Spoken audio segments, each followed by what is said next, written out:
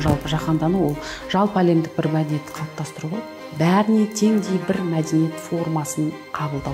Бірінші ғасырдағы Рим империясын алсақ та, римдіктер өз мәдениетін жан-жаққа тарату арқылы, насихаттау арқылы жаһандық мәдениетті қалыптастырмақшы болды. Қолдарынан келді ма келді. Қазіргі ислам дінінің масштабы бүгін өте уақытты болып дамып тұрған кезең.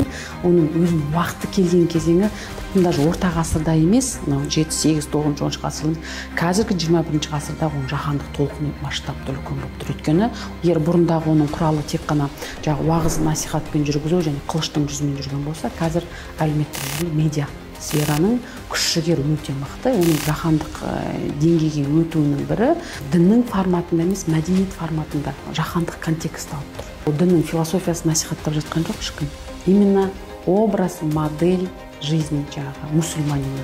Мәдени қақтығыс қандай болып тұр? Қазақтың қазақи мәдениеті мен араб мәдениетінің қақтығысы болып тұр қазір бізде. Діннің қақтығысы түсінікті.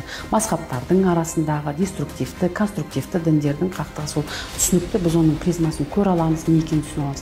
Ал мәдени қақтығысты біз түсіне алмай тұрмыз қазіргі күнде. Егер біздің өмір сүру моделіміз 1-2 ғасырмен ғана шектелсе, бір ұлты жоқ, әртүрлі этностардан бір қалыптасқан бір мемлекет болсақ, бір халық болсақ жарайды.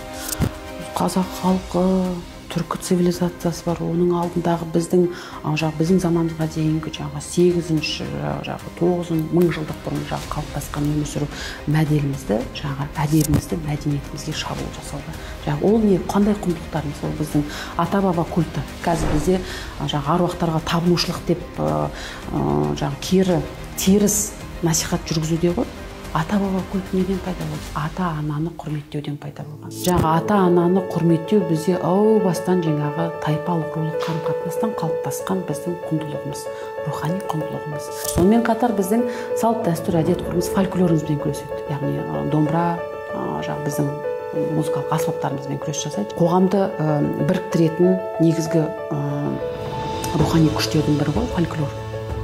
Музыкамызда, эпостарымызда, аңыз әңгімелеріміз, ертегілеріміз, жаңылтпаш мақал-мәтелдің бәрі ол біздің жалпы қазақтардың дүниетанын қалыптастырған, дүниетанын негізгі фундаменті ғой, іргетасы. Сол іргетасының нәтижесі не арқылы насихатталады? Бізде музыкалық аспап арқылы, домбыра, күй арқылы, термелер арқылы халыққа насихатталып айтылып отыр. Бұл коммуникация формасы болды. Ақпаратты жеткізу, халықты біріктіру, бір идеяға бағындыру, бір құндылықты қалыптастыру үшін, күшейту үшін біріктіретін инструменттердің бірі болған. Мыңдаған ғасырлар бойы. Біз оны қалай өзіміздің тарихымыздан алсаймыз, мәдениетімізден ала алмаймыз, оны алу да мүмкін емес. Және оны алмастырудың да қажеті жоқ.